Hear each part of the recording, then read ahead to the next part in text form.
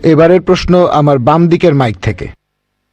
আমার নাম প্রেম আদভানি, আমি নয়াদিল্লি থেকে এসেছি, রিটায়ার্ড চাকরিজীবী আর অমুসলিম। আমার প্রশ্নটা হলো, ইসলামের অতীত ইতিহাস খুবই গৌরবের, বর্তমানেও ইসলাম ধর্মের মাথা উঁচু করে থাকার কথা ছিল। আমার মনে হয় মুসলিমদের কাজকর্মের মধ্যে স্বচ্ছতা থাকা উচিত। অন্য সব মানুষকেও তাদের জানতে দেওয়া উচিত যে তারা কি কি কাজ করেছে বিভিন্ন মাদ্রাসা আর মসজিদ ইত্যাদি জায়গায়, যাতে করে মানুষজন জানতে পারে যে এসব জায়গায় কি হচ্ছে। তখন ব্যাপারটা অনেক স্বচ্ছ হবে, কেউ তখন আর ভুল বুঝবে না। ধন্যবাদ ভাই, খুব সুন্দর প্রশ্ন করেছেন। তবে আপনার উত্তর দেওয়ার আগে আগের বোন যে প্রশ্নগুলো করেছিলেন সে ব্যাপারে কিছু কথা বলি। তার 3টা প্রশ্ন, সেখানে আমার মেয়ে রুজদা নায়কের গানের কথাগুলো মনে পড়লো। শেষ গানটা যে don't talk to me about Mohammad সাল্লাল্লাহু আলাইহি সাল্লাম, আর কোঅর্ডিনেটর বলেছিলেন গানের কথাগুলো একটু মনোযোগ দিয়ে শুনবেন। আপনারা যদি কথাগুলো শুনে থাকেন, এটা নবীজি সাল্লাল্লাহু আলাইহি সাল্লামের একটা সিরাত যে একদিন মুহাম্মদ সাল্লাল্লাহু আলাইহি সাল্লাম হেঁটে যাচ্ছিলেন, তখন এক পথচারীর সঙ্গে তার দেখা হলো। সে নবীজির বিরুদ্ধে কথা বলতে লাগলো, ও এই নবী মোহাম্মদ খুবই খারাপ লোক, তার সঙ্গে কথা বলো না। সে কিন্তু মোহাম্মদ সাল্লাল্লাহু আলাইহি সাল্লামের সঙ্গে কথা বলছে, সে জানে না। ওই লোকটাই মোহাম্মদ সাল্লাল্লাহু আলাইহি সাল্লাম। সে নবীজির কাছে বলল, পথে হাঁটতে হাঁটতে, নবী মোহাম্মদ খুবই খারাপ লোক, তার কথা শুনো না, তার কথা শুনলে বিপর্যয় হয়ে যাবে, সবার জন্য খারাপ হবে, ইত্যাদি ইত্যাদি। গানটাতে এই কথাগুলো বলা হয়েছিল। লোকটা নবীজিকে বলল, তবে আপনি খুব ভালো মানুষ, আর আপনাকে সাবধান করছি ওই মোহাম্মদ লোকটার কথা শুনবেন না সাল্লাল্লাহু আলাইহি সাল্লাম। সে ভণ্ড, নাউজুবিল্লাহ, সে খুব খারাপ মানুষ, নাউজুবিল্লাহ। এরকম আরো অনেক কথা। তবে নবীজিকে বলল, আপনি খুব ভালো মানুষ, আপনি দয়ালু, আপনি পরোপকারী, আপনার নামটা জানতে পারি? নাম শুনে বলল, কি? আপনি কি বললেন? আমি কি ঠিক শুনছি? আপনার নাম মোহাম্মদ সাল্লাল্লাহু আলাইহি সাল্লাম? তখন সে বলল, আশহাদু আল্লা ইলাহা ইল্লাল্লাহ ওয়া আশহাদু আন্না মুহাম্মাদুর রাসূলুল্লাহ। যখন সেই লোকটা বুঝতে পারলো যে এই লোকটাই মোহাম্মদ সাল্লাল্লাহু আলাইহি সাল্লাম, আমি অন্য মানুষের কাছে শুনেছিলাম সে খুব খারাপ মানুষ, ইনি তো ভালো মানুষ, তখনই সে ইসলাম গ্রহণ করলো। তাই আমার প্রিয় বোন, উনি একটু আগে যখন প্রশ্নগুলো করেছিলেন, তখন আমার মেয়ের গানের কথাগুলো মনে পড়েছিল। নবীজি সাল্লাল্লাহু আলাইহি সাল্লামের সেই সিরাতটা, যেখানে এক পথচারী নবীজির কাছে এই নবীজি সম্পর্কে বদনাম করছিল, তবে তখনই সত্যিটা জানার পর সেই লোক শাহাদা উচ্চারণ করেছিল। আশা করি ইনশাল্লাহ আমাদের বোনও শাহাদা দেবেন, আর আমি দোয়া করি আল্লাহ যেন তাকে হেদায়েত দান করেন। ভাই, আপনি খুব সুন্দর প্রশ্ন করেছেন। আর বললেন যে ইসলামের অতীত ইতিহাস খুবই গৌরবের। তারপর বলছেন স্বচ্ছতা থাকার প্রয়োজন আছে, বিশেষ করে মাদ্রাসাগুলোতে। কে আপত্তি করবে? আমি একমত ভাই, আমি সম্পূর্ণ একমত। কে বলছে যে স্বচ্ছতা থাকবে না? শুধু স্বচ্ছতাই নয়, আমি চাই অমুসলিম ছাত্রছাত্রীরা মাদ্রাসায় লেখাপড়া করুক। আমি এটাও জানি ভাই, আমি জানি আপনি এখানে মিডিয়ার কথাগুলো বলছেন, যে মিডিয়া বলছে যে মাদ্রাসাগুলো হলো সন্ত্রাসবাদের আখড়া। মিডিয়া বলছে, আপনি না, মিডিয়া। মাদ্রাসা আরবি শব্দটার অর্থ যেখানে শিক্ষা দেওয়া হয়, আরেকটা বিশ্ববিদ্যালয়ের মতো। স্কুল বলতে পারেন, কলেজ বলতে পারেন, ইউনিভার্সিটিও বলতে পারেন। তবে মিডিয়া মাদ্রাসাগুলোকে এমনভাবে তুলে ধরে, যদি কোনো মাদ্রাসায় যান আপনি সন্ত্রাসী হয়ে যাবেন। মিডিয়া বলে আপনি না। একটা প্রশ্ন করি, এই পৃথিবীর ইতিহাসে যে লোকটা সবচেয়ে বেশি মানুষ হত্যা করেছে সে হিটলার। সে পড়েছিল কোন মাদ্রাসায়? কোন মাদ্রাসা? হিটলার কোন মাদ্রাসার ছাত্র? তারপর দেখবেন যে মাফিয়া পৃথিবী জুড়ে চোরাচালান আর মাদক ব্যবসা করে। যদি একটা জরিপ করেন এইসব স্মাগলারদের, সেই সব লোকদের যারা জেলে যায়, যদি জরিপ করেন তাদের কতজন মাদ্রাসায় পড়েছে? কতজন? খুব কম থাকতে পারে, খুব কম। বেশিরভাগই ভার্সিটিতে পড়েছে। কোন ভার্সিটি? আধুনিক ভার্সিটি, স্কুল, কলেজ। তাহলে কি বলবেন স্কুল বন্ধ করে দাও? এটা কি বলবো যে আজ থেকে স্কুল কলেজ বন্ধ, বিএ পড়া বন্ধ, বিকম বন্ধ, বিএসসি বন্ধ? না, কারণ আমি তো স্কুলে পড়াশোনা করেছি। স্কুলে শেখানো হয় না যে ডাকাতি করবেন, চোরাচালানি করবেন, দেশের বিরুদ্ধে যুদ্ধ করবেন। এই লোকগুলো স্কুলে পড়াশোনা করেছে, কিন্তু তারা স্কুলগুলোর কুলাঙ্গার। আর হিটলারও হয়তো আধুনিক শিক্ষা পেয়েছিল, আমি নিশ্চিত তার স্কুল তাকে শেখায়নি যে তুমি 60 লক্ষ ইহুদিকে হত্যা করো। তাহলে বুঝতে পারছেন এরা কুলাঙ্গার। তবে সামগ্রিকভাবে দেখবেন যে এই দেশে প্রতি বছর হাজার হাজার ছাত্র মাদ্রাসা থেকে পাশ করে, নাদবা থেকে, দেওবন্দ থেকে হাজার হাজার ছাত্র। আপনি কি বলবেন এরা সবাই মানুষ মারছে? মোটেই তা নয়। মিডিয়া ব্যাপারটা এভাবে তুলে ধরছে। এখন দেখবেন সরকার মাদ্রাসাগুলোতে যাবে। গত বছর বা তার আগের বছর সরকার নাদবা মাদ্রাসায় গিয়েছিল। তারা মাদ্রাসায় গিয়ে একটা সার্চ ওয়ারেন্ট বের করলো, চেক করবে। কি চেক করবে?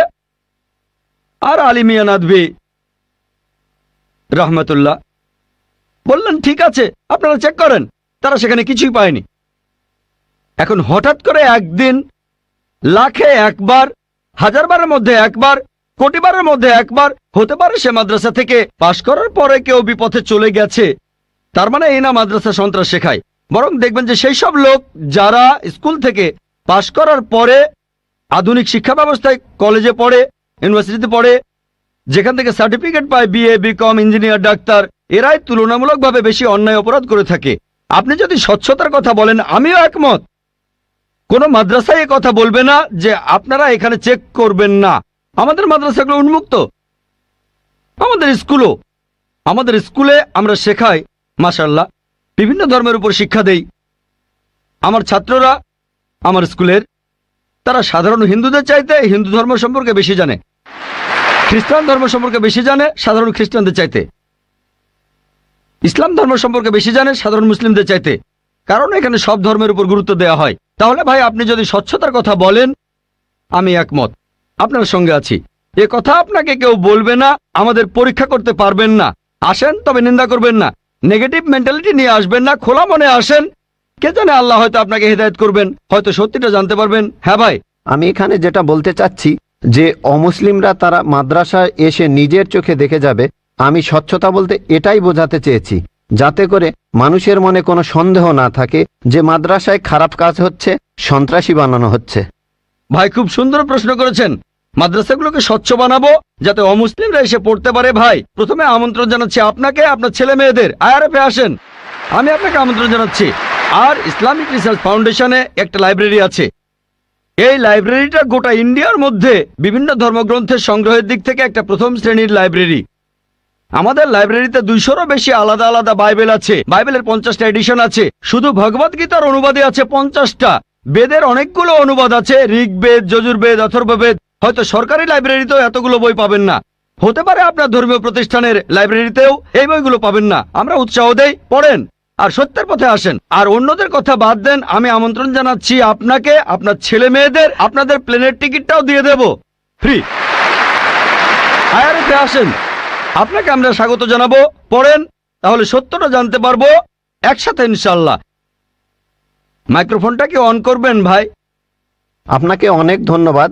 আমার কথাগুলো আপনি খোলা মনে গ্রহণ করেছেন। আমি চেষ্টা করব যাতে আপনার আমন্ত্রণটা রাখতে পারি। জি, ঠিকানাটা দিয়ে যান, প্লেনের টিকিট পাঠিয়ে দেবো ইনশাল্লাহ। এবারে প্রশ্ন করা হচ্ছে মহিলাদের মধ্য থেকে। কোনো অমুসলিম বোন মাইকের সামনে এসে প্রশ্ন করবেন প্লিজ। আদাব ডক্টর জাকির নায়েক স্যার, আমার নাম ভেঙ্কটাচামা। আমি গত কয়েক বছর ধরে এক মুসলিম মহিলার সাথে আছি। আমার প্রশ্নটা হলো, সবাই বলে কোনো ধর্মই খারাপ কথা বলে না, কিন্তু মুসলিমরা কেন অন্য ধর্মের লোকদের ইসলাম গ্রহণ করতে বলে?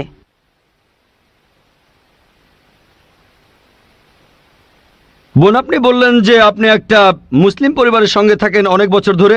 তারপর বললেন যে সব ধর্মে ভালো সব কথা থাকে, কিন্তু মুসলিমরা আমাকে ইসলাম গ্রহণ করতে বলে কেন? পয়েন্ট নাম্বার 1, অন্য যেসব ধর্ম আছে সেগুলো যা বলে তার বেশিরভাগ কথাই ভালো, তবে ইসলাম ভালো কথা বলার পাশাপাশি আপনাকে দেখাবে কিভাবে সেটা অর্জন করতে হয়।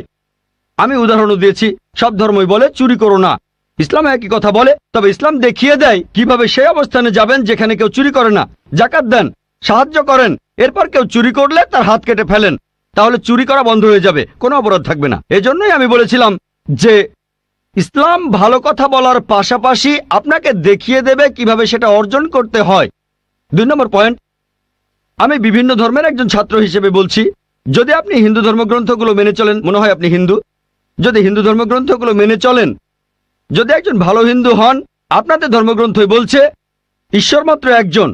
আমার লেকচারে অনেক হিন্দু ধর্মগ্রন্থের উদ্ধৃতি দিয়েছি, এক ঈশ্বর। আপনাদের ধর্মগ্রন্থ বলছে মূর্তি পূজা করবে না। ভগবদ গীতার 7 অধ্যায়ের 20 অনুচ্ছেদ বলছে জাগতিক আকাঙ্ক্ষা যাদের বুদ্ধিকে আচ্ছন্ন করে রেখেছে তারা নকল ঈশ্বরের পূজা করে, তারা মূর্তি পূজা করে। এক ঈশ্বরে বিশ্বাস করতে হবে। আজকে আমার লেকচারে বলেছিলাম বিশ্বাস করতে হবে অন্তিম ঋষিকে, কল্কি অবতার, যার বাবার নাম হবে বিষ্ণু ইয়াস আব্দুল্লাহ, তার মায়ের নাম হবে সুমতি আমিনা।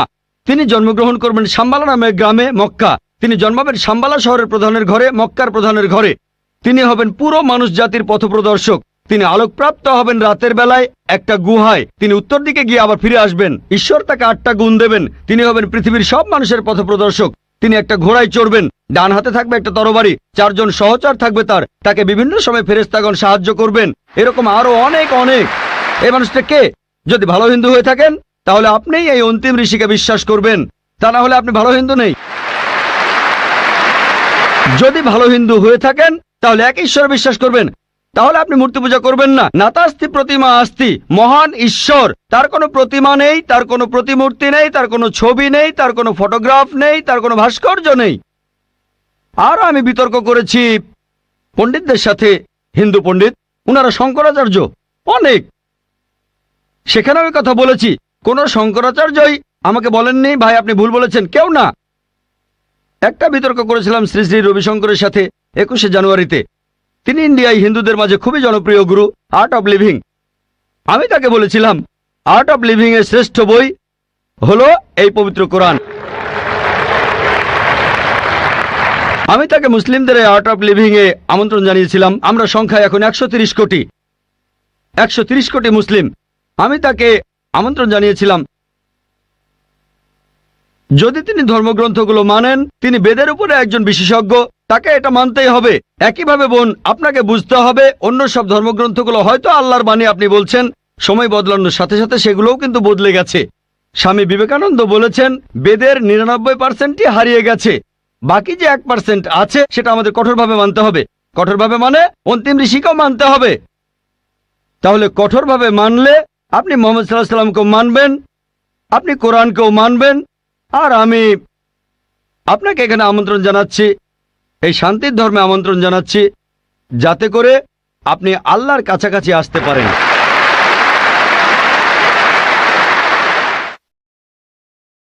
এবারের প্রশ্ন আমার বাম দিকের মাইক থেকে। ইসলাম ধর্মে পাপের সংজ্ঞাটা কি? পাপের প্রকারভেদগুলো কি? আর এই পাপের সাথে হিন্দু আর খ্রিস্টান ধর্মে যে পাপের কথা বলা হয়েছে তার পার্থক্য কি? ধন্যবাদ। ভাই আপনি প্রশ্ন করলেন যে ইসলাম ধর্মে পাপের সংজ্ঞাটা কি, আর হিন্দুইজম বা খ্রিস্টান ধর্মের পাপের সাথে এর পার্থক্যটা কোথায়। এক কথায় পাপ মানে আল্লাহর আদেশগুলো অমান্য করা। আল্লাহ আমাদের নির্দেশ দিয়েছেন, যদি তার বিরুদ্ধে যান সেটাই পাপ। যেমন ধরেন আল্লাহ তাআলা বলেছেন তোমরা প্রার্থনা করো, যদি প্রার্থনা না করেন তাহলে পাপ করছেন। আল্লাহ তাআলা বলেছেন তোমরা মদ খেও না, যদি মদ খান তাহলে পাপ করছেন। তাহলে আল্লাহ তাআলার আদেশ অমান্য করা এক কথায় সেটাই পাপ। আর সব ধর্মে পাপের সংজ্ঞাটা এটাই। হিন্দু আর খ্রিস্টান ধর্ম একই কথা বলছে। আশা করি উত্তরটা পেয়েছে। এবারের প্রশ্ন আমার বাম দিকের মাইক থেকে। আমি অ্যান্টনি, আমি ফিলোসফির একজন ছাত্র। আপনার লেকচার থেকে আজকে যেটা শিখলাম যে সব ধর্মই বলে এমন সব কথা যেগুলো কমন, আর এমনকি মোহাম্মদও কমন, সব ধর্মেই আছে। কিন্তু পবিত্র কোরআনটা কোন দিক থেকে আলাদা? কোরআন এমন কি বলছে যেটা অন্য ধর্মে বলা নেই? যেমন ধরেন মোহাম্মদ, তার কথা সব ধর্মের বইতেই তো বলা হয়েছে। ভাই খুব সুন্দর প্রশ্ন করেছেন। আপনি বললেন যেটা কমন সেটা মেনে চলতে। সব ধর্মগ্রন্থই বলে মুহাম্মদের কথা, আর কোরআনও বলছে মুহাম্মদের কথা। এখানে নতুন কি আছে? খুবই সুন্দর প্রশ্ন। অন্য সব ধর্মই বলে যে পরবর্তীতে একজন নবী পৃথিবীতে আসবেন, আর বাইবেলও বলছে। আপনি তো খ্রিস্টান, সম্ভবত আপনি পবিত্র বাইবেল পড়েছেন। গসপেল অফ জন 16 নম্বর অধ্যায়ের 12 নম্বর থেকে 14 অনুচ্ছেদে আছে ঈসা আলাইহিস সালাম শিষ্যদের বলছেন, আমি তোমাদের অনেক কথা বলতে চাই, কিন্তু তোমরা এখন সেটা বুঝতে পারবে না, কারণ যখন সত্যের আত্মা তোমাদের সামনে আসবে সে তোমাদের সত্যের পথে নিয়ে যাবে। আর সে তার নিজের কথা বলবে না, যা শুনবে সে কথাগুলোই বলবে। সে তোমাদের ভবিষ্যতের কথা বলবে, সে আমাকে মহিমান্বিত করবে। তার মানে সব ধর্মগ্রন্থ, হিন্দু, পার্সি, বৌদ্ধ, ইহুদি, খ্রিস্টান সবাই বলছে একজন নবী পৃথিবীতে আসবেন, একজন নবী আসবেন। কিন্তু কোরআন বলছে ইনিই সেই নবী যার উপর কোরআন নাজিল হয়েছে। সেই নবী চলে এসেছেন। যখন আপনি ক্লাস 1-এ পড়ছেন, আপনার স্কুলে সবার উপরে ক্লাস 10, তারপর ক্লাস 2তে উঠলেন, তখনও লক্ষ্য ক্লাস 10। তারপর ক্লাস 3তে উঠলেন, তখনও ক্লাস 10ই লক্ষ্য। এখানে শুধু স্কুলের কথা বলছি। Class 5, class 6, class 7, class 8, class 9, তারপর ক্লাস 10-এ উঠলেন, তারপর এসএসসি পরীক্ষা দেবেন, ঠিক? তার মানে এই না যে ক্লাস 1 আর ক্লাস 10 এর পড়াশোনা এক। আপনি ক্লাস 10 এর জন্য প্রস্তুতি নিচ্ছেন। প্রস্তুতি নেওয়া হয়েছে 1400 বছর আগে। আল্লাহ তাআলা এই নবীকে পাঠিয়েছেন। যীশু খ্রিস্ট বলেছেন, আমি তোমাদের অনেক কথা বলতে চাই, কিন্তু তোমরা এখন তা বুঝতে পারবে না, কারণ যখন সত্যের আত্মা তোমাদের সামনে আসবে, সে তোমাদের সত্যের পথে নিয়ে যাবে। তাহলে 1400 বছর আগে আল্লাহ তাআলা বুঝেছিলেন যে সেটাই সঠিক সময়। এখন পৃথিবীর মানুষ এই কথাগুলো বুঝতে পারবে, অর্থাৎ পবিত্র কোরআন। অন্যান্য সব ধর্মগ্রন্থে কথা বলা হয়েছে যে মহান ঈশ্বর একজন। বর্ণনাগুলো হয়তো আলাদা। সব ধর্মগ্রন্থে বলছে এক স্রষ্টার কথা। আমরা মানব নবীদের আর চূড়ান্ত নবী মুহাম্মদ সাল্লাল্লাহু আলাইহি ওয়াসাল্লামকে। সারমর্মটা হচ্ছে একই, বর্ণনাগুলো হয়তো আলাদা। আর পবিত্র কোরআনে সূরা মাইদা 3 নম্বর আয়াতে বলা হয়েছে, আজ এই দিনে আমি তোমাদের দিন পূর্ণাঙ্গ করলাম, তোমাদের দিন মনোনীত করলাম ইসলাম, তোমাদের প্রতি আমার অনুগ্রহ সম্পূর্ণ করলাম পুরো মানুষ জাতির জন্য। পবিত্র কোরআন নাজিল হওয়ার পর নতুন কিছু যোগ করা যাবে না, কোনো কিছু বাদ দেওয়া যাবে না। আমি এই কথা আগেও বলেছি। আপনারা তো বলেন ওল্ড টেস্টামেন্ট আর নিউ টেস্টামেন্ট, পবিত্র কোরআন হলো লাস্ট টেস্টামেন্ট। তাহলে পার্থক্যটা হলো এই পবিত্র কোরআন হলো শেষ কিতাব, আল্লাহ তাআলার নাজিলকৃত লাস্ট টেস্টামেন্ট। আপনারা বলেন ওল্ড টেস্টামেন্ট আর নিউ টেস্টামেন্ট। পবিত্র কোরআন হলো লাস্ট টেস্টামেন্ট। অন্য সব ধর্মগ্রন্থ সেগুলো বলছে একটা বইয়ের কথা, পবিত্র কোরআন। মুহাম্মদ সাল্লাল্লাহু আলাইহি সাল্লামের ক্ষেত্রে একই কথা। অন্য ধর্মগ্রন্থ বলে যে নবী মুহাম্মদ আসবেন। ইসলাম আমাদের শেখায় আল্লাহ নবীর কাছে যে কিতাব নাজিল করেছেন আর আমাদের নবীজির হাদিসের মাধ্যমে, এটাই হলো চূড়ান্ত ধর্ম পুরো মানুষ জাতির জন্য। আদম আলাইহিস সালাম থেকে প্রথম মানুষটা থেকে শেষ দিন পর্যন্ত এখনো আছে, শেষ পর্যন্ত থাকবে। অন্য সব ধর্মই বলছে এক ঈশ্বরের কথা, বলছে যে শেষ নবী আসবেন। আপনাকে এটা মানতে হবে, এটা মানতে হবে, প্রয়োগ করতে হবে, তাহলে সত্যিকারের খ্রিস্টান হতে পারবেন। সেজন্য আমি বলি, ইসলাম আর খ্রিস্টান ধর্মের সাদৃশ্যের উপর আমি একটা লেকচার দিয়েছিলাম। সেখানে প্রমাণ করেছি যে মুসলিমরা আমরা খ্রিস্টানদের চাইতে অনেক বেশি খ্রিস্টান। খেয়াল করে দেখবেন, আমরা যীশু খ্রিস্টকে সাধারণ খ্রিস্টানদের চাইতে অনেক বেশি মানি। আমার ভিডিও ক্যাসেট দেখতে পারেন, ইসলাম ও খ্রিস্টান ধর্মের সাদৃশ্য। এবারের প্রশ্ন আমার বাম দিকের মাইক থেকে। স্যার, আমার নাম এল রবিশঙ্কর শ্রীধর। আমি বর্তমানে বিইডি কলেজের প্রিন্সিপাল হিসেবে আছি। আমি অন্য ধর্মগ্রন্থগুলো পড়েছি, যেমন বাইবেল, কোরআন, হাদিস ইত্যাদি। এছাড়াও আমি মুসলমানদের নামাজ পড়ার নিয়মও শিখেছি।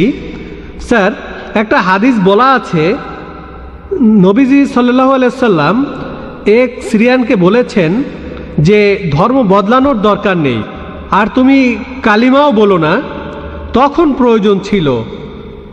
তবে এখন দেখি যে পৃথিবী অনেক বদলে গেছে, আমাদের সামাজিক অবস্থান বদলেছে, এছাড়া আমাদের সমাজও বদলেছে। আর একটা ব্যাপার জানতে চাচ্ছি, এমন কি কোনো রকম ছাড় দেয়া আছে যদি কেউ ইসলাম পালন করতে চায়?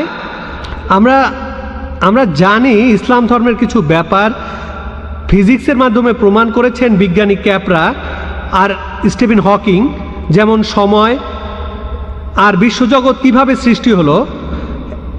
এখন আনাল হক, আমি খোদা, এই টাইপের ধারণার কোনো স্থান আছে? 5 ওয়াক্ত নামাজ পড়লাম, ধর্ম মানলাম, এরপর আমরা অন্য সময় কি বলতে পারি যে আনাল হক? এটা কি মানতে পারি? আর ভাই প্লিজ একবারে একটা প্রশ্ন করেন, হাতে সময় কম, এই প্রশ্নটার উত্তর দেই। প্রশ্ন করার জন্য অনেকে দাঁড়িয়ে আছেন। ভাই আপনি প্রশ্ন করলেন যে তিনি একটা হাদিস জানেন যেখানে নবীজি এক সিরিয়ানকে তার ধর্ম বদলাতে বারণ করলেন। বলেন। যে তুমি বলবে না লা ইলাহা ইল্লাল্লাহ বাজারের মধ্যে, তাকে মারা হতো। ভাই আপনি বললেন যে নবীজি এক লোককে বাজারের মধ্যে লা ইলাহা ইল্লাল্লাহ বলতে বারণ করেছেন, না হলে তাকে মারা হতো। আমি জানি না আপনি কোন হাদিসের কথা বলছেন। একটা হাদিস বলছে জোরে আল্লাহু আকবার বলো না, লা ইলাহা ইল্লাল্লাহ না। এটা বলা হয়েছিল কারণ যুদ্ধের সময় তারা লুকিয়ে আছে আর শত্রু আসছে, তখন জোরে আল্লাহু আকবার বলো না, কারণ তাহলে শত্রুরা টের পেয়ে যাবে। বাজারের মধ্যে না, যুদ্ধের ময়দানে। আরেকটা হাদিস বলছে জোরে বলো যাতে অন্যান্য মুসলিমরা উৎসাহিত হয়, তাই পরিস্থিতির উপর নির্ভর করে। নবীজি একবার বলেছেন যুদ্ধের ময়দানে বলো আল্লাহু আকবার, এতে মুসলিমদের সাহস বাড়বে, কিন্তু অন্য সময়ে যখন লুকিয়ে আছেন তখন জোরে বললে শত্রুরা টের পাবে। তাই এক এক পরিস্থিতিতে এক এক রকম কাজ। আপনার প্রশ্নে আসি, ইসলামের পাশাপাশি অন্যান্য জিনিস মানা যাবে কিনা, যেমন সক্রেটিস বা অন্য কারো কথা বা কোনো বিজ্ঞানীর কথা। এছাড়াও আনাল হক, ইসলামের পাশাপাশি অন্য বিষয়ের ব্যাপারে বলি, যদি সেগুলো কোরআন আর হাদিসের বিরুদ্ধে না যায় কোনো সমস্যা নেই। যদি সেটা কোরআন আর হাদিসের সাথে মিলে যায় সেটা আমাদের মানতে হবে। সেটা হতে পারে যে কোনো বিষয়, হোক বিজ্ঞান, ভূগোল বা ইতিহাস, হোক হিন্দুইজম, খ্রিস্টান ধর্ম, ইহুদি ধর্ম। যদি সেটা পবিত্র কোরআনে উল্লেখ করা থাকে তাহলে সেটা আমাদের মানা ফরজ। যদি সেই কথাটার উল্লেখ কোরআনে না থাকে আর কোরআনের বিরুদ্ধে না যায় সেটা মানতে পারেন মুবাহ, ঐচ্ছিক। কিন্তু যদি সেই কথাটা কোরআনের বিরুদ্ধে যায় সেটা হারাম, সেটা নিষিদ্ধ। এই তিনটা হতে পারে, তিনটা ফলাফল পাবেন। আপনি বললেন যে ইসলাম তৌহিদে বিশ্বাস করে, 5 ওয়াক্ত নামাজ।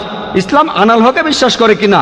আনাল হক নিজেকে আল্লাহ দাবি করা, এটা শিরক, এটা তৌহিদের বিরুদ্ধে যায়। এটা বলতে পারেন না যে আপনি তৌহিদও মানেন আবার একাধিক ঈশ্বরে বিশ্বাস করেন। আপনি তৌহিদ মানেন আবার বলছেন আমি আল্লাহ, দুটো আসলে শুভ সন্ধ্যা স্যার, আমার নাম রুবি পার্কার আর আমি একজন ড্রেস ডিজাইনার। আসলে এটা আমার বান্ধবীর একটা সমস্যা। সে একজন মুসলিম আর বিয়ে করেছে একজন হিন্দুকে। তবে সে ইসলাম পালন করে আর তার স্বামী হিন্দু ধর্ম পালন করে। এখন সে এবং তার পরিবার বিষয়টাকে সহজভাবে নিতে পারছে না। তাই দয়া করে এ বিষয়ে কিছু বলবেন কি? কারণ সে এ ব্যাপারে দ্বিধাদ্বন্দ্বে আছে আর ও লোকটাকে সে প্রচন্ড ভালোবাসে। প্রশ্নটা ঠিক করে বুঝছি না বোন। আপনি বললেন একজন মুসলিম মেয়ে হিন্দু ছেলেকে বিয়ে করেছে আর সে ভালোবাসা ছাড়া কিছু বোঝে না, সে এখন কি করবে, এটাই কি প্রশ্ন বোন? হ্যাঁ, বিয়ে করেছে নাকি করেনি? বিয়ে করেছে, কোর্ট ম্যারেজ। Court marriage. বোন বললেন যে একজন মুসলিম মেয়ে হিন্দু ছেলেকে বিয়ে করেছে, সে ভালোবাসায় পাগল, কোর্ট ম্যারেজ, তার কি করা উচিত? কোরআন যা বলছে তা হচ্ছে সূরা বাকারা অধ্যায় 2 আয়াত 221, বলা হয়েছে যে মুশরিক নারীকে বিয়ে করো না, মূর্তি পূজারী নারীকে বিয়ে করো না যতক্ষণ না সে ঈমান আনে। বিশ্বাসী নারী যদি কৃতদাসীও হয়, অবিশ্বাসী নারীর চেয়ে সে অনেক উত্তম, যদিও সে তোমাকে মুগ্ধ করে। আয়াতের পরের অংশ বলছে মুশরিক পুরুষকে বিয়ে করো না, কোনো মূর্তি পূজারীকে বিয়ে করো না, যদিও সে তোমাকে মুগ্ধ করে, যতক্ষণ না সে ঈমান আনে। একজন বিশ্বাসী পুরুষ যদি কৃতদাসও হয়, যদি কারো গোলাম হয়, মুশরিক পুরুষের চেয়ে সে অনেক উত্তম। অবিশ্বাসী পুরুষ তোমাকে যদিও মুগ্ধ করে, তাই ইসলামে একজন মুসলিম নারী অমুসলিম পুরুষকে বিয়ে করতে পারে না। যেমন আগেও আমি বলেছি, কারণ হলো যদি কোনো গাড়ি থাকে আর সেই গাড়ির একটা চাকা সাইকেলের, বাইসাইকেলের, আর আরেকটা চাকা হচ্ছে ট্রাকের, স্বাভাবিকভাবে গাড়িটা চলবে না। আর অধিকাংশ প্রত্যেক মানুষই চায় যে স্বামী এবং স্ত্রী উভয়ই জান্নাতে যাক। তাই যদি সে মুসলিম দাবি করে, তার জীবনের মূল উদ্দেশ্য হবে আল্লাহ সুবহানাহু ওয়া তাআলাকে খুশি করা। যেমন আমি বলেছি যে কোরআন বলছে সূরা নিসা অধ্যায় 4 আয়াত 48, সূরা নিসা অধ্যায় 4 আয়াত 116, আল্লাহ যে কোনো গুনাহ ক্ষমা করবেন, তবে শিরক করার গুনাহ, তার সাথে শরীক করার গুনাহ তিনি কখনোই ক্ষমা করবেন না। সুতরাং কিভাবে সে এমন জীবন সঙ্গী বেছে নিতে পারে যার উদ্দেশ্যই ভিন্ন? তার মানে হতে পারে আপনি স্বার্থপর, আপনি জান্নাতে যেতে চান, জীবন সঙ্গী জান্নাতে যাক সেটা চান না। তাই যদি সত্যিই সে স্বামীকে ভালোবাসে, আলটিমেটাম দিতে পারে, যদি এই অবস্থায় থাকো জান্নাতে যেতে পারবে না, তাই আলটিমেটাম দেন, যদি আমাকে চাও ইসলাম গ্রহণ করো তুমিও জান্নাতে যেতে পারবে, যদি ইসলাম গ্রহণ করো আমি তোমার সাথে আছি, অন্যথায় আমি তোমার সাথে নাই, যাতে করে এই দুনিয়ার সেরাটা পায় আর সেই পুরুষ উভয় জগতে সফল হতে পারে। হ্যাঁ ভাই, সামনের 1 নম্বর মাইক থেকে। আমার নাম প্রেম, পুরো নাম প্রেম মিশ্রা। আমি একজন অমুসলিম। আমার প্রশ্ন হলো স্যার, আসলে আমি ইসলাম গ্রহণ করতে চাই। এটা এটা এটা আমার প্রশ্ন, কোনো পক্ষপাতিত্ব করছি না, নিজ থেকেই প্রশ্নটা করছি, স্বাভাবিকভাবেই বলা যায় আমি ইসলাম গ্রহণ করতে চাই। তবে ভালো মুসলিম মানে কিভাবে, আসলে ভালো মুসলিম কে বা কারা, এই জন্য আসলে জানতে চাচ্ছি। ভাই যদি শুনতে ভুল না করে আপনি ইসলাম গ্রহণ করতে চান আর জানতে চান আসল মুসলিম কি, হ্যাঁ, কিভাবে ভালো মুসলিম হওয়া যায়? কিভাবে ভালো মুসলিম হবেন? ভাই, ভালো মুসলিম হতে হলে মুসলিম মানে যে নিজের ইচ্ছাকে আল্লাহর কাছে সমর্পণ করে। তাই যদি আপনার ইচ্ছাকে আল্লাহর কাছে সমর্পণ করেন, আপনি মুসলিম। নিজের ইচ্ছাকে আল্লাহর কাছে সমর্পণের মানে আপনাকে মানতে হবে আল্লাহ এক, আল্লাহ ছাড়া আর কেউ ইবাদতের যোগ্য নাই।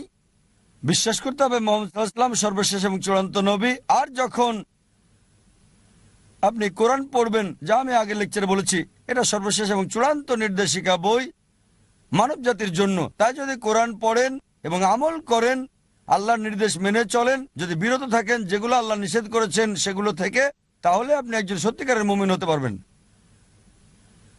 আর আরেকটা বিষয়, হুম। স্যার, আমার সম্পূর্ণ পরিচয়টা কি বদলাতে হবে, যেটা আমার অমুসলিম অবস্থায় ছিল? আপনার নাম, এটা বাধ্যতামূলক কিনা তিনি জিজ্ঞেস করছেন। নাম পরিবর্তন করা বাধ্যতামূলক কিনা মুসলিম হওয়ার পর? না, এটা বাধ্যতামূলক না, তবে চাইলে করতে পারেন। তাই নাম পরিবর্তনটা বাধ্যতামূলক না, যদি সেটা শিরকের সাথে যুক্ত না থাকে, যদি আপনার নামে কোনো শিরক না থাকে, কোনো মূর্তি পূজা ইত্যাদি। তবে যেটা হতে পারে, আপনার আগের নামও থাকতে পারে অথবা নতুন নাম নিতে পারেন। তবে মুসলিম হিসেবে যদি গর্ব করেন, আমি বলবো মুসলিম নাম রাখতে, যাতে লোকজন আপনাকে চিনতে পারে। যেমন কেউ ডাক্তার হলে তখন ক্রস চিহ্ন রাখে, মানুষকে জানাতে যে সে একজন ডাক্তার। একইভাবে বাধ্যতামূলক না যে নাম বদলাতেই হবে, তবে যদি বদলান সেটা উত্তম, মানুষ জানবে যে আপনি মুসলিম। আমার প্রশ্ন হচ্ছে, আপনি কি এখনই ইসলাম গ্রহণ করবেন? জি স্যার। আপনি কি বিশ্বাস করেন আল্লাহ এক? হ্যাঁ। আপনি কি বিশ্বাস করেন মূর্তি পূজা নিষিদ্ধ? হ্যাঁ স্যার। আচ্ছা, আপনি কি বিশ্বাস করেন নবী মোহাম্মদ হলেন সর্বশেষ এবং চূড়ান্ত নবী? হ্যাঁ স্যার। কেউ কি আপনাকে ইসলাম গ্রহণ করতে বাধ্য না করেছে? স্যার, অবশ্যই না। কোন অর্থনৈতিক চাপ? না স্যার। কোন শারীরিক চাপ? না স্যার। কারণ কাউকে জোর করে ইসলাম ধর্ম গ্রহণ করানো, ইসলাম ধর্মে এটা নিষিদ্ধ। কাউকে জোর করে ইসলাম গ্রহণ করানো ইসলাম ধর্মে এটা নিষিদ্ধ হওয়ার পাশাপাশি আমাদের দেশেও এটা নিষিদ্ধ। ইন্ডিয়াতে যে কোনো ধর্ম গ্রহণ করার জন্য বাধ্য করা নিষিদ্ধ, স্বেচ্ছায় হতে পারবে। যদি ইসলাম গ্রহণ করতে চান, কেউ আপনাকে বাধা দিতে পারবে না, এমনকি রাষ্ট্রও পারবে না সেটা। তাই যদি ইসলাম গ্রহণ করতে চান, আমি বলবো আমার সাথে বলেন, ঠিক আছে? ঠিক আছে স্যার। আশহাদু أشرب আল্লাহ الله ইলাহা إله ইল্লাল্লাহ إلا الله ওয়া আশহাদু أشرب আন্না أن মুহাম্মাদান محمد আবদুহু أبو ওয়া রাসূলুহু। ورسوله আমি সাক্ষ্য দিচ্ছি, আবার বলবেন স্যার? আমি সাক্ষ্য দিচ্ছি আমি সাক্ষ্য দিচ্ছি যে যে কোনো কোনো ঈশ্বর নেই ঈশ্বর নেই আল্লাহ ছাড়া, আল্লাহ ছাড়া, এবং এবং নবী মুহাম্মদ নবী মোহাম্মদ সাল্লাল্লাহু আলাইহি সাল্লাম সাল্লাল্লাহু আলাইহি সাল্লাম হলেন হলেন বান্দা বান্দা এবং রাসূল এবং রাসূল আল্লাহর। আল্লাহ। মাশাআল্লাহ, ভাই এখন মুসলিম। ধন্যবাদ। আমি আপনাকে মঞ্চে আহ্বান করছি কোরআনের একটা কপি নিয়ে যাওয়ার জন্য। যাতে ভালো আমলকারী মুসলিম হতে পারেন, সেজন্য কোরআনের একটা কপি উপহার দিতে চাচ্ছি। ভলেন্টিয়ার ভাইদের অনুরোধ করব কোরআনের একটা কপি এখানে দিয়ে যেতে। ভাই, আপনি মঞ্চে আসেন প্লিজ। আমি আপনাকে কোরআনের একটা অনুবাদ কপি দিতে চাই, যাতে আপনি একজন ভালো আমলকারী মুসলিম হতে পারেন।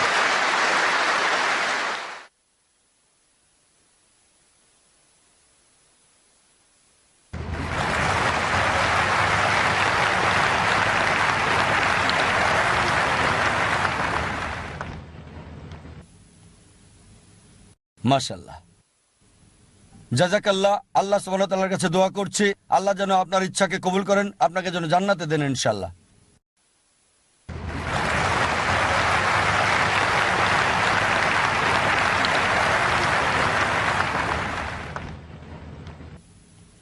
এইমাত্র ডাক্তার জাকির নায়েক এখানে এক বক্তৃতা রেখেছেন।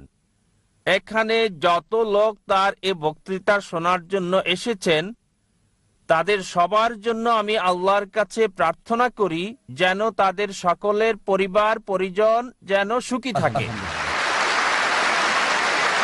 ঈশ্বর এখানে আছেন কেবলমাত্র ভালো কিছু করার জন্য, আর জাকির হোসেনও এখানে কেবলমাত্র ভালো কিছু করার জন্যই আছেন। আচ্ছা, আমি এখন, আমার নাম নারায়ণ ভেঙ্কটাস আয়ার, দাঁড়াইতে থাকি। আমি একজন হিন্দু, কিন্তু আমি কোরআনকে মানি, বাইবেলকে মানি, গীতাকে মানি, আমি সবাইকে সমান মনে করি, কিন্তু আমি ডাক্তার সাহেবকে এটা জিজ্ঞেস করতে চাচ্ছি যে শেখ, সৈয়দ, মোল্লা, পাঠান নাম কেন রেখেছে? ব্রাহ্মণ, চন্ডাল, শূদ্রা নাম কেন রেখেছে? এটার উত্তর এখনই চাচ্ছি। ভাই প্রশ্ন করার আগে বললেন যে এখানে শত শত হাজার হাজার লাখ লাখ মানুষ এসেছেন আর কামনা করলেন সবার জন্য শান্তি। তারপর বললেন যে ডাক্তার জাকির নায়েক এখানে এসেছেন ভালো কথা বলতে, আর প্রশ্ন করলেন যে আপনি হিন্দু, তবে কোরআন পড়েছেন, বিশ্বাস করেছেন, বাইবেলও বিশ্বাস করেন, বেদও বিশ্বাস করেন, আর প্রশ্ন করলেন যে কেন এই সব পাঠান, শেখ, মোল্লা, ব্রাহ্মণ, ক্ষত্রিয় ইত্যাদি। এখন আপনার প্রশ্নের ব্যাপারে বলি, কেন এই সব পাঠান, শেখ, মোল্লা এগুলো পারিবারিক নাম। শুধুমাত্র একজন লোক শেখ অথবা মোল্লা বা পাঠান এগুলো একজন থেকে শ্রেষ্ঠ করেন আরেকজনের উপরে। কোরআন বলছে সূরা হুজুরাত অধ্যায় 49 আয়াত 13, يا أيها الناس إنا خلقناكم من ذكر وأنثى وجعلناكم شعوبا وقبائل لتعارفوا إن أكرمكم عند الله أتقاكم إن الله عليم خبير।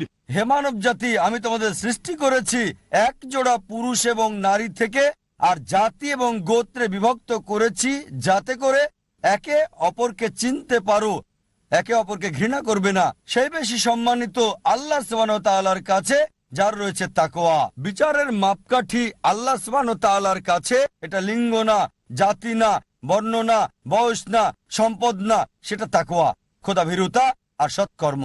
কেবল একজন মোল্লা বা খান পরিবার বা শেখ পরিবারে জন্মগ্রহণ করলেই সে জান্নাতে যাবে না। তাকে জান্নাতে নিয়ে যাবে তাকওয়া, সৎকর্ম, ন্যায়পরায়ণতা। এটাই ইসলামিক দৃষ্টিভঙ্গি। আর হিন্দু দর্শনে বেদ বলছে সর্বশক্তিমান ঈশ্বর মাথা থেকে সৃষ্টি করেছেন ব্রাহ্মণ, বুক থেকে ক্ষত্রিয়। ব্রাহ্মণরা উঁচু জাতের, ক্ষত্রিয়রা যোদ্ধা জাতি। ঈশ্বর পেট থেকে সৃষ্টি করেছেন বৈশ্যদের, মানে ব্যবসায়ী জাতি, আর পা থেকে শূদ্রদের, সেটা চাকর শ্রেণী মানে দাস। এটাই বেদের ধারণা। ইসলামে জন্মের ভিত্তিতে কেউ উত্তম বা অধম না। ইসলামে কোনো বর্ণ প্রথা নেই, এটা আছে হিন্দু ধর্মে। আর এ ব্যাপারে বিস্তারিত জানতে আমার ভিডিও ক্যাসেট দেখতে পারেন, ইসলাম এবং হিন্দু ধর্মের সাদৃশ্য। এবার আসি আপনার প্রশ্নের প্রথম অংশে। আপনি বলেছেন কোরআনে বিশ্বাস করেন, বাইবেলে বিশ্বাস করেন, বেদে বিশ্বাস করেন। আমি লোকজনকে বলি অন্তত একটা বইকে মানেন 100% ঈশ্বরের বাণী বলে, 2, 3 বা 4টা না, অন্তত একটা বই। তাহলে খ্রিস্টানরা বলবে আমরা বিশ্বাস করি বাইবেল 100% ঈশ্বরের বাণী, হিন্দুরা বলবে আমরা বিশ্বাস করি বেদ 100% ঈশ্বরের বাণী, মুসলিমরা বলবে আমরা বিশ্বাস করি কোরআন 100% ঈশ্বরের বাণী। আপনি মাশাআল্লাহ 3টাতে বিশ্বাস করেন।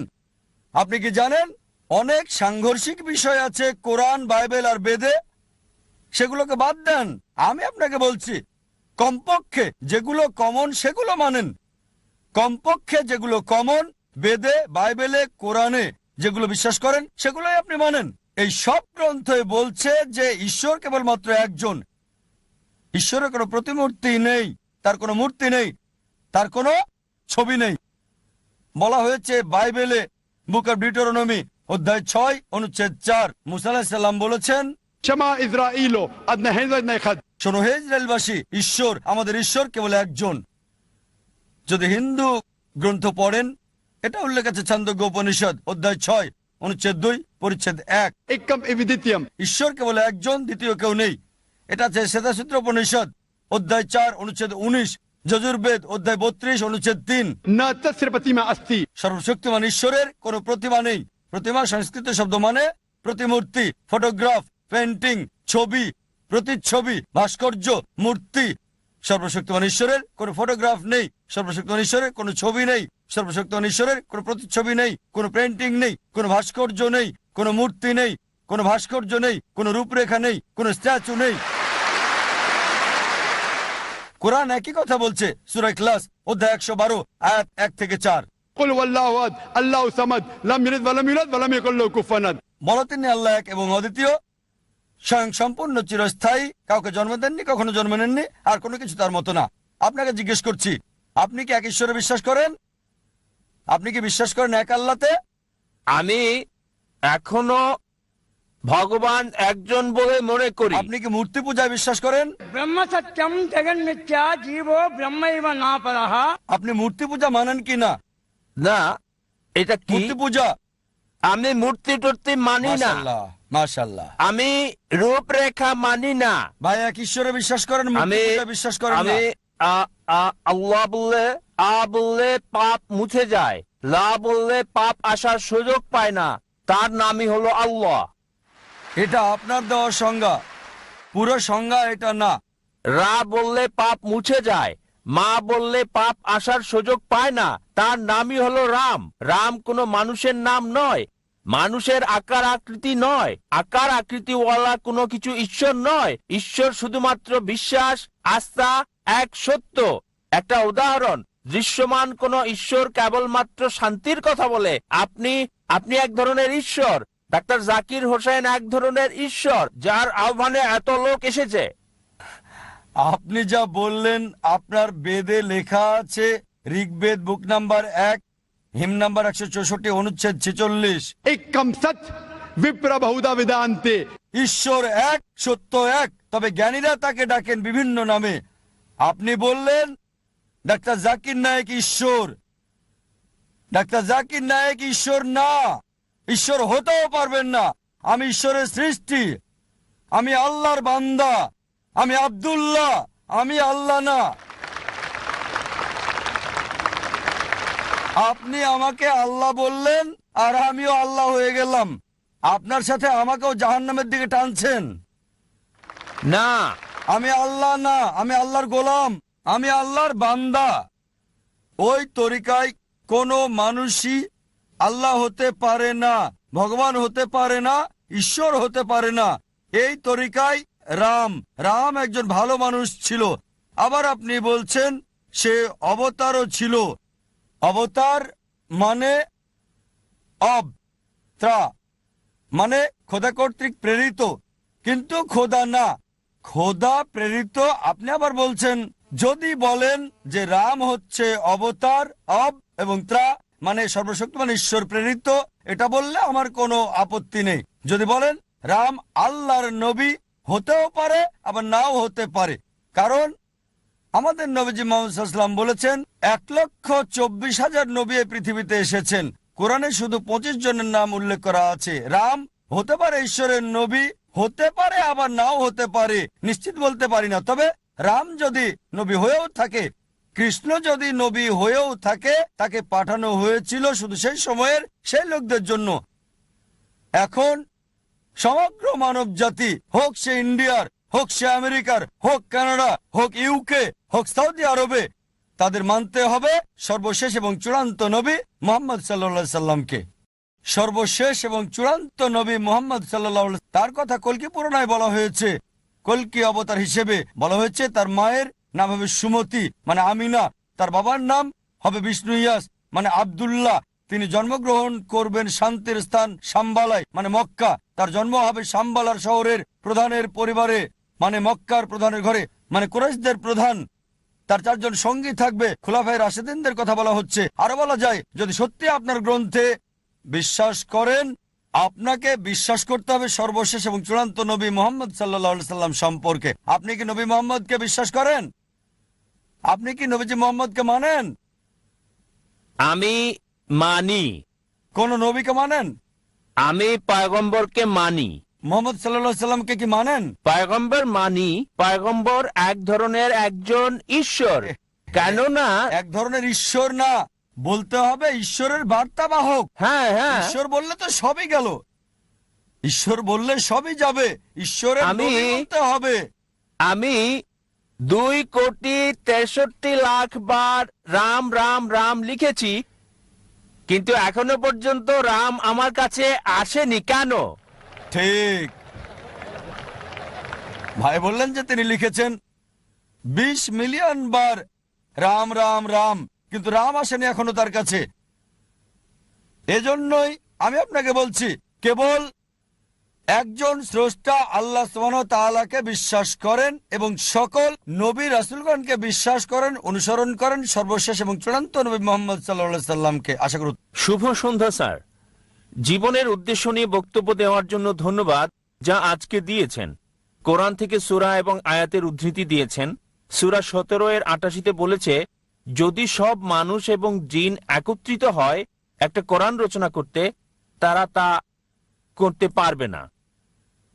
কিন্তু তাবারির ইতিহাসে ভলিউম 6 পৃষ্ঠা 107, ইবনে সাহাদ কিতাব আল তাবকাত আল কবির ভলিউম 1 অধ্যায় 1 এবং 2 পৃষ্ঠা 236 এবং 239, ইবনে ইসহাক সিরাত রাসূলুল্লাহ পৃষ্ঠা 165-167 বলেছে যে মুহাম্মদ শয়তান দ্বারা প্ররোচিত হয়েছিল এবং 3 জন দেবদেবীর পক্ষে কথা বলেছিল, আল্লাহ, আল উজ্জা এবং মান্নাত। বলেছে যে তাদের ইন্টারসেশন হয়েছে। তা কিছু সময় পর আরো ওহী পাওয়ার পর জিবরিল ফেরেশতার কাছ থেকে ওই আয়াতগুলো আল্লাহর নিকট থেকে না, বরং শয়তানের কাছ থেকে পাওয়া। আমার প্রশ্ন হলো, এই ঘটনার কয়েকটা প্রয়োগ এবং চ্যালেঞ্জ রয়েছে কোরআনের অনুরূপ সূরা আনতে। সূরা 17-88 ছিল আসলে শয়তানের কথা মুহাম্মদের সময়ের, ঠিক, যা পরবর্তীতে যেন প্রমাণ করে যে কোরআনের বাকি অংশ কি আল্লাহর পক্ষ থেকে এসেছে। ভাই, আপনার নামটা কি? আমি ড্যানি, আমি একজন ছাত্র, আমি বইয়ে এসব পেয়েছি। ভাই ড্যানি দুটো সুন্দর প্রশ্ন করলেন আর উদ্ধৃতি দিলেন সূরা ইসরা অধ্যায় 17 আয়াত 88। বলা হয়েছে, যদি সব জিন আর মানুষ একত্রে চেষ্টা করে কোরআনের মতো আরেকটা তৈরি করতে, তারা তো করতে পারবে না। এটা আরো আছে সূরা তুর অধ্যায় 52 আয়াত 34। আপনাকে সাহায্য করছি, আরো রেফারেন্স দেব। আপনি বললেন আর তাবারির উদ্ধৃতি দিলেন যে কোরআনের এই আয়াত শয়তানের কাছ থেকে। আপনি ভুল পড়েছেন। এটা অভিযোগ করেছিল যে লোকজন বলতো কোরআনের এই কথা শয়তানের, আর সাথে সাথে ওহী নাজিল হলো। সূরা ওয়াকিয়া অধ্যায় 56 আয়াত 77 এবং 80 বলা হয়েছে যে এই কিতাব ভালোভাবে সুরক্ষিত, কেউ তাকে স্পর্শ করতে পারবে না একমাত্র পবিত্র ছাড়া। মহাবিশ্বের প্রভু এটাকে সুরক্ষিত করেছেন। এই আয়াত বলছে যে কেউই কোরআনকে স্পর্শ করতে পারে না লৌহে মাহফুজ, সুরক্ষিত অবস্থানে, মুতাহিরিন ছাড়া, মানে ফেরেশতাগণ ছাড়া। তার মানে শয়তান কোরআনের ধারে কাছেও যেতে পারবে না। এটা ছিল মক্কার মুশরিকদের অভিযোগ আমাদের নবীজির প্রতি যে এটা শয়তানের কাজ। এর জবাবে অনেক আয়াতই কোরআনে আছে। সূরা নিসা অধ্যায় 4 আয়াত 82 কোরআন বলছে, أفلا يتدبرون القرآن ولو كان من عند غير الله لوجدوا فيه اختلافا كثيرا। তারা কি কোরআন নিয়ে ভেবে দেখে না, যদি এটা আল্লাহ ছাড়া অন্য কারো নিকট থেকে আসতো তাতে অনেক অসঙ্গতি থাকতো। এছাড়াও, ভাই আমাকে উত্তরটা শেষ করতে দেন। এটা ছাড়াও আপনি বলেছেন আল্লাহ চ্যালেঞ্জ দিয়েছেন যে যদি বলে এটা শয়তান হতে, সূরা তুর অধ্যায় 52 আয়াত 34 এবং সূরা ইসরা অধ্যায় 17 আয়াত 88, যদি সব মানুষ এবং জিন একত্রিত হয় তারা কোরআনের মতো একটা রচনা করতে পারবে না। আল্লাহ চ্যালেঞ্জটা সহজ করে দিলেন। আল্লাহ বলেন সূরা হুদ অধ্যায় 11 আয়াত 13, আপনাকে আরো তথ্য দিচ্ছে প্রশ্ন করার। আল্লাহ বলেন সূরা হুদ অধ্যায় 11 আয়াত 13, যদি সব মানুষ আর জিন একত্রিত হয় তারা কোরআনের মতো 10টা সূরা রচনা করতে পারবে না। আল্লাহ চ্যালেঞ্জটা আরো সহজ করলেন। ভাই উত্তরটা শুনবেন কি শুনবেন না? হ্যাঁ হ্যাঁ বলুন, মাফ করবেন, আপনি প্লিজ বলুন। আসলে আমি যুক্ত করতে চেয়েছি। প্লিজ স্যার বলুন, বলুন ভাই, স্যার। এটা বিতর্কের সময় না, না স্যার। এটা প্রশ্নোত্তর পর্ব। আপনার প্রশ্ন শেষ করেন, প্রশ্ন করেছেন, এবার স্যার, আমার উত্তরটা শোনেন। স্যার আমি যুক্ত করি, তারপর উত্তর দিলে আমার বুঝতে সহজ তাহলে হবে। আগে আপনি যুক্ত করেননি কেন? কারণ আপনার কথার প্রেক্ষিতে যুক্ত করতে হচ্ছে। লাইনের পেছনে গিয়ে যুক্ত করেন, কোনো সমস্যা নেই। লাইনের পেছনে যান আর যুক্ত করেন। না, কারণ একটা আয়াতে আছে যেটা বলছে। সাহায্য করছি। ঠিক আছে, সরি স্যার, প্লিজ বলুন। এছাড়াও বলা হয়েছে আল্লাহ চ্যালেঞ্জটাকে সহজ করে দিয়েছেন। আল্লাহ বলেন সূরা ইউনূস অধ্যায় 10 আয়াত নম্বর 38, যদি সব মানুষ এবং জিন একত্রিত হয় তারা কোরআনের মতো করে একটা সূরাও রচনা করতে পারবে না। আল্লাহ এটাকে আরো সহজ করে দিয়েছেন। সূরা বাকারা অধ্যায় 2 আয়াত 23 এবং 24 আল্লাহ বলেছেন যে وإن كنتم في ريب مما نزلنا على عبدنا فأتوا بسورة من مثله যদি তোমরা সন্দেহ করো যা আমি আমার বান্দা নবী মুহাম্মদের উপর নাজিল করেছি সময়ে সময়ে, তাহলে একটা সূরা রচনা করো কিছুটা অনুরূপ, মিন মিসলি, একই রকম না, কিছুটা অনুরূপ। من مثلي وادعوا شهداءكم من دون الله إن كنتم صادقين। আর সাহায্যের জন্য ডাকো এবং সাক্ষী রাখো আল্লাহ ছাড়া যে কাউকে, যদি তোমরা সত্যবাদী হও। فإن لم تفعلوا আর যদি তা না পারো, ولن تفعلوا নিশ্চিত যে তোমরা তা পারবে না, فاتقوا النار التي وقودها الناس والحجارة أعدت للكافرين। তাহলে ভয় করো সে আগুনকে যার জ্বালানি হবে মানুষ এবং পাথর, যা সত্য প্রত্যাখ্যানকারীদের জন্য প্রস্তুত করা হয়েছে। এটা চ্যালেঞ্জ, একটা সব সময়ের জন্য চ্যালেঞ্জ। অনেকে চেষ্টা করেছে কোরআনের মতো সূরা রচনা করতে, আর তারা চরমভাবে ব্যর্থ হয়েছে। কোরআনের ভাষা ছিল আল্লাহর পক্ষ হতে আর পবিত্র, লোকে চেষ্টা করে পারেনি। কোরআন নাজিলের সময় আরবি ছিল সেরা ভাষা, সর্বোচ্চ অবস্থানে ছিল। আরবরা তাদের ভাষা নিয়ে গর্ব করত। আল্লাহ বলেন তোমাদের ভাষা দিয়েই এই কোরআন নাজিল করেছি, চেষ্টা করে একটা সূরা রচনা করো। কিছুটা এমন, পুরোপুরি না। কিছু সূরা আছে একটা সূরার 3টা আয়াত, বড় জোর 10টা শব্দ। অনেকে চেষ্টা করেছে, চরমভাবে ব্যর্থ হয়েছে। যদি মনে করেন এটা আল্লাহ ছাড়া অন্য কারো কাছ থেকে চেষ্টা করেন একটা সূরা রচনা করতে, এটা চ্যালেঞ্জ, কখনোই কেউ পারে নাই, আপনিও পারবেন না। আশা করি উত্তরটা পেয়েছেন। Thank you. আমার নাম ভাগ্যলক্ষ্মী। আমি একজন হিন্দু, আর এখন আমি ইসলাম ধর্ম গ্রহণ করতে চাই।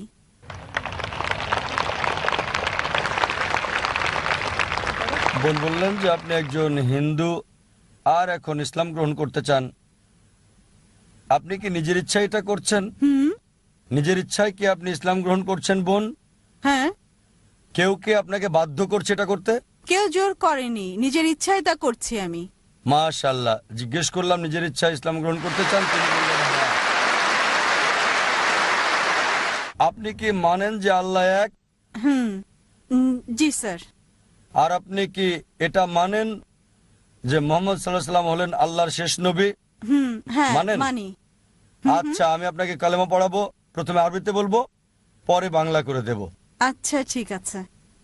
আশহাদু আশহাদু আল্লাহ আল্লাহ ইলাহা ইলাহা ইল্লাল্লাহ ইল্লাল্লাহ ওয়া আশহাদু ওয়া আশহাদু আন্না আন্না মুহাম্মাদান মুহাম্মাদান আবদুহু আবদুহু ওয়া রাসূলুহু। ওয়া রাসূলুহু। আমি সাক্ষ্য দিচ্ছি আমি সাক্ষ্য দিচ্ছি যে যে আল্লাহ ছাড়া আল্লাহ ছাড়া কোনো মাবুদ কোনো মাবুদ নাই নাই, আর আর মুহাম্মদ মুহাম্মদ সাল্লাল্লাহু সাল্লাল্লাহু আলাইহি ওয়াসাল্লাম আলাইহি ওয়াসাল্লাম তার তার বান্দা বান্দা এবং রাসূল। এবং রাসূল। মাশাআল্লাহ বোন, আপনি এখন মুসলমান হয়েছেন। আল্লাহ আপনাকে উত্তম প্রতিদান দিক, আর আল্লাহ আপনার জান্নাত নসিব করুক। আমি দোয়া করি আল্লাহ সুবহানাহু ওয়া তাআলার কাছে যাতে জান্নাত দেন আপনাকে। আর ইনশাআল্লাহ ইনশাআল্লাহ আবারও আল্লাহর কাছে আমরা দোয়া করি যাতে আপনার জীবনে শান্তি আসে, আর এই 3টা অর্জন করতে পারেন, যে আল্লাহর সন্তুষ্টি, এই পৃথিবীতে শান্তি এবং আখিরাতে জান্নাত ইনশাআল্লাহ। আমার একটা নাম রেখে দিন আপনি। বোন বললেন যে আমি আপনার একটা নাম রেখে দিই। আপনি আপনি আয়েশা রাখতে পারেন, আয়েশা রাখতে পারেন, আয়েশা।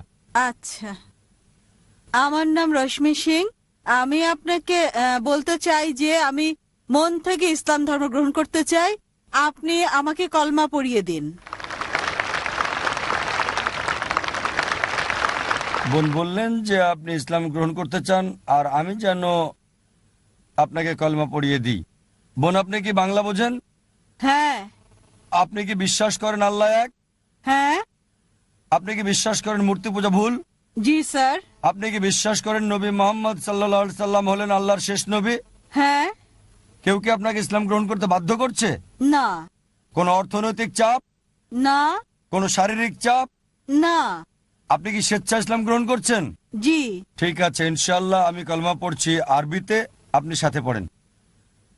আশহাদু আশহাদু আল্লাহ আল্লাহ ইলাহা ইলাহা ইল্লাল্লাহ ইল্লাল্লাহ ওয়া আশহাদু ওয়া আশহাদু আন্না আন্না মুহাম্মাদান মুহাম্মাদান আবদুহু আবদুহু ওয়া রাসূলুহু। ورسوله আমি সাক্ষ্য দিচ্ছি আমি সাক্ষ্য দিচ্ছি যে যে কোনো ঈশ্বর নাই কোনো ঈশ্বর নেই আল্লাহ ছাড়া, আল্লাহ আর ছাড়া, নবী মুহাম্মদ আর নবী মুহাম্মদ সাল্লাল্লাহু আলাইহি সাল্লাম সাল্লাল্লাহু আলাইহি সাল্লাম তার বান্দা এবং রাসূল। তার বান্দা এবং রাসূল। মাশাআল্লাহ বোন, আপনি এখন মুসলিম। আমি আল্লাহ সুবহানাহু ওয়া তাআলার কাছে দোয়া করি যেন আপনাকে পথ দেখায়, সরল পথে রাখে। আর আল্লাহ কোরআনে বলেছেন সূরা আল ইমরান অধ্যায় 3 আয়াত 8, ربنا لا تزغ قلوبنا بعد إذ هديتنا وهب لنا من لدنك رحمة إنك أنت الوهاب। হে আল্লাহ, আমাদেরকে সরল পথ দেখাও, যে পথের কথা বলেছো আমাদেরকে সেই পথ দেখাও। আমি আল্লাহ সুবহানাহু ওয়া তাআলার কাছে দোয়া করি যাতে আপনাকে আরো হেদায়েত করে, সরল পথে রাখে আর আপনাকে জান্নাতবাসী করে। স্যার, আমি আপনাকে একটা প্রশ্ন করতে চাই। স্যার, যদি আমার বাসায় আমার বাবা মা সবকিছু জেনে যায়, তাহলে আমি কিভাবে আসলে আমি তাদের কিভাবে বোঝাবো যে আমি যা করছি এটা ঠিক করছি? বোন বললেন যে পিতামাতা জানার পর কিভাবে তাদের বোঝাবেন যে সত্যের কাজ করেছেন আপনি। বোন, প্রথম হচ্ছে পিতামাতাকে ভালোবাসতে শুরু করেন। 1 নাম্বার, পিতামাতাকে বেশি বেশি ভালোবাসা শুরু করেন, মান্য করেন, সম্মান করেন, অনুসরণ করেন, যতক্ষণ না এমন কিছু বলে যা আল্লাহ এবং রাসূলের বিরুদ্ধে যায়, সেক্ষেত্রে অমান্য করতে হবে। আপনি পার্থক্য তৈরি করেন, আগে কেমন ছিলেন আর এখন কেমন আছেন। আগে হয়তো তাদের অনেক কথাই আপনি মানতেন না, আর এখন যতক্ষণ তাদের কথা কোরআন এবং সহিহ হাদিসের বিরুদ্ধে না যায়, আমার অনুরোধ বোন, অপছন্দ হলেও আপনি তাদের অনুসরণ করতে থাকেন। পার্থক্য তৈরি হবে যে আমার মেয়ে মুসলিম হওয়ার আগে কেমন ছিল আর এখন সে গ্রহণ করেছে ইসলাম। যদি কোনো পরিবর্তন লক্ষ্য করে, তারা বলবে, আরে আগে তো আমাকে মানতে না, এখন যা বলছি সবকিছু মানছো। সবকিছুই কেন? কারণ কোরআন বলছে, আমাদের প্রিয় নবীজি বলেছেন, জান্নাত মায়ের পায়ের নিচে। এভাবে চেষ্টা করেন তাদেরকে জয় করতে। কোরআন বলছে সূরা ফুসিলাত অধ্যায় 41 আয়াত 34 যে তাদেরকে জয় করাই ভালো, আর এটা করতে হবে হিকমত দিয়ে। আল্লাহ কোরআনে বলেন সূরা নেহাল অধ্যায় 16 আয়াত 125, উদু ইলা সাবিলি রাব্বিকা বিল হিকমা ওয়াল মাউযাতিল হাসনা ওয়াজাদিল বিল্লাতি আহসান। মানুষকে ডাকো তোমার প্রভুর দিকে, জ্ঞান দিয়ে, সুন্দর আচরণ দিয়ে তাদের সাথে তর্ক করো, যুক্তি দেখাও সবচেয়ে ভালো পন্থায়, উত্তম পন্থায়। আপনাকে অনুরোধ করব, আমার ভিডিও দেখতে পারেন, ইসলাম এবং হিন্দু ধর্মের সাদৃশ্য আপনার পিতামাতাকেও দেখান।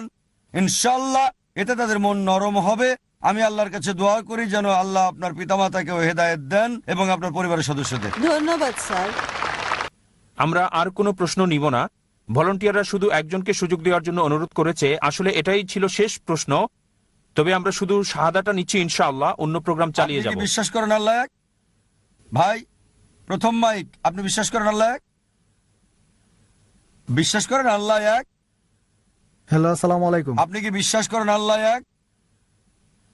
আপনি কি মানেন আল্লাহ এক? হ্যাঁ, মানি আমি আল্লাহ এক। আপনি কি মানেন মুহাম্মদ সাল্লাল্লাহু আলাইহি সাল্লাম আখেরি নবী? হ্যাঁ, মানি। আপনি মানেন? মানি। কেউ কি আপনাকে জোর করছে ইসলাম গ্রহণ করতে? না। কেউ কি আপনাকে জোর করছে? না। আপনি কি নিজের ইচ্ছে ইসলাম গ্রহণ করতে আমি চান? নিজ থেকে ইসলাম ঠিক গ্রহণ আছে, করছি। ইনশাআল্লাহ দুজনেই ইনশাআল্লাহ শাহাদা বলবেন। আমি আরবিতে বলবো, আমার সাথে আপনি বলবেন, তারপর পরবর্তী পর্বে আমরা যাব। আশহাদু আশহাদু আল্লাহ আল্লাহ ইলাহা ইলাহা ইল্লাল্লাহ ইল্লাল্লাহ ওয়া আশহাদু ওয়া আশহাদু আন্না আন্না মুহাম্মাদান মুহাম্মাদান আবদুহু আবদুহু ওয়া রাসূলুহু। ওয়া রাসূলুহু। আমি সাক্ষ্য দিচ্ছি আমি সাক্ষ্য দিচ্ছি যে যে আল্লাহ আল্লাহ ছাড়া ছাড়া কোনো মাবুদ নেই কোনো মাবুদ নেই এবং এবং মুহাম্মদ মুহাম্মদ সাল্লাল্লাহু সাল্লাল্লাহু আলাইহি ওয়াসাল্লাম আলাইহি ওয়াসাল্লাম তার বান্দা তার বান্দা এবং রাসূল। এবং রাসূল। মাশাআল্লাহ, আপনি এখন মুসলিম হয়েছেন। আল্লাহ আপনাকে প্রতিদান দিন, আপনাকে হিদায়াত দেন, আর আমি দোয়া করি আল্লাহ আপনাকে যেন জান্নাত দেন। ডক্টর জাকির নায়েক স্যার, আমার অন্তর থেকে আপনাকে নমস্কার জানাচ্ছি। আমার নাম ইস্যু দাস। আপনার কাছে আমার প্রশ্ন হলো, ইসলামে কয়টি বিয়ের অনুমতি দেওয়া হয়েছে এবং কেন? ভাই প্রশ্ন করলেন যে ইসলামে কয়টা বিয়ের অনুমতি আছে এবং কেন, পলিগামির কেন সমর্থন করছে। আসলে আমি জানতে চাই, পবিত্র কোরআন অনুযায়ী কয়টি বিয়ে হতে পারে এবং কয়টি হতে পারে না। কোরআন অনুযায়ী কয়টা বিয়ে করা যায়। যদি মহিলাদের ব্যাপারে বলেন, পবিত্র কোরআনে সূরা নিসা অধ্যায় 4 আয়াত 20 থেকে 24 বলছে একজন বিবাহিত মহিলা আবার বিয়ে করতে পারে না, সুতরাং একজন মহিলা সর্বোচ্চ একজন স্বামী রাখতে পারবে। একজন পুরুষের ব্যাপারে যদি বলেন, কোরআন বলছে সূরা নিসা অধ্যায় 4 আয়াত 3, তোমাদের পছন্দের নারীকে বিয়ে করো 2, 3 বা 4, তবে ন্যায় বিচার করতে না পারলে একটা। আপনি 2, 3 বা 4টা বিয়ে করতে পারেন, কিন্তু ন্যায় বিচার করতে না পারলে একটা। এই কথাটা একটা বিয়ে করো যদি ন্যায় বিচার করতে না পারো শুধু কোরআনেই আছে। পৃথিবীর বুকে আর কোনো গ্রন্থ নেই যেটা বলছে একটা বিয়ে করো শুধু কোরআন ছাড়া। যদি রামায়ণ পড়েন, যদি মহাভারত পড়েন, আপনি বিয়ে করতে পারেন যত ইচ্ছা তত। যদি রামায়ণ পড়েন দেখবেন রামের পিতার কতজন স্ত্রী ছিল, তার একাধিক স্ত্রী ছিল। কৃষ্ণের মহাভারত অনুযায়ী কতজন স্ত্রী ছিল? 2, 4, 10, 1000, 10,000, 16,108 জন স্ত্রী ছিল। তাই কৃষ্ণ যদি 16,108 জন স্ত্রী রাখতে পারে, আমরা মুসলিমরা কেন 4 জন রাখতে পারবো না? যদি বাইবেল পড়েন, ওল্ড টেস্টামেন্ট এবং নিউ টেস্টামেন্টের মতে যত ইচ্ছা তত বিয়ে করতে পারেন। সলোমনের 700 স্ত্রী ছিল। বাইবেল মতে আব্রাহামের 3 জন স্ত্রী ছিল। খ্রিস্টান চার্চ ঠিক করে দিয়েছে খ্রিস্টানরা একটা বিয়ে করবে। রাবি জরসম বিন ইয়াহুদা সাইনড পাস করেছিল যে ইহুদিরা একটা বিয়ে করবে। আর ইন্ডিয়াতে ইন্ডিয়ান পেনাল কোড 1954 সালে একটা আইন পাশ করে, হিন্দু বিবাহ আইন, যাতে বলা হয়েছে হিন্দুরা একটা বিয়ে করবে। ইন্ডিয়ান পেনাল কোড বলছে, হিন্দু ধর্মগ্রন্থ বলেনি যে হিন্দুদের একটা বিয়ে করতে হবে। চলুন দেখি এবার কেন ইসলাম একজন পুরুষকে একাধিক বিয়ে করার অনুমতি দেয়। একাধিক বিয়ে করা ইসলামে বাধ্যতামূলক না, এটা ঐচ্ছিক। একাধিক বিয়ে করলে স্ত্রীদের সাথে ন্যায় বিচার করতে হবে। যৌক্তিক কারণ বলা যায় যে কেন অনুমতি দিয়েছে, যে পুরুষ এবং নারী সমান অনুপাতে জন্মায়। যদি মেডিকেল কোনো ডাক্তারকে জিজ্ঞেস করেন, কোনো শিশু বিশেষজ্ঞকে, সে আপনাকে বলবে যে মেয়ে শিশু ছেলে শিশুদের চেয়ে বেশি শক্তিশালী হয়ে থাকে। ছেলে শিশুর চেয়ে মেয়ে শিশুর রোগ প্রতিরোধের ক্ষমতাটা অনেক বেশি। তাই ছেলের তুলনায় মেয়ে সন্তানের হার বেশি। আবার অনেক ক্ষেত্রে দেখা যায় যে যুদ্ধে মারা যায়, তারা দুর্ঘটনায় মারা যায়, ধূমপানে মারা যায়, মদপান করে মারা যায়। এইসব ক্ষেত্রে মহিলাদের তুলনায় পুরুষের মৃত্যু বেশি। তাই এখন পৃথিবীতে পুরুষের তুলনায় নারীর জনসংখ্যা অনেক বেশি।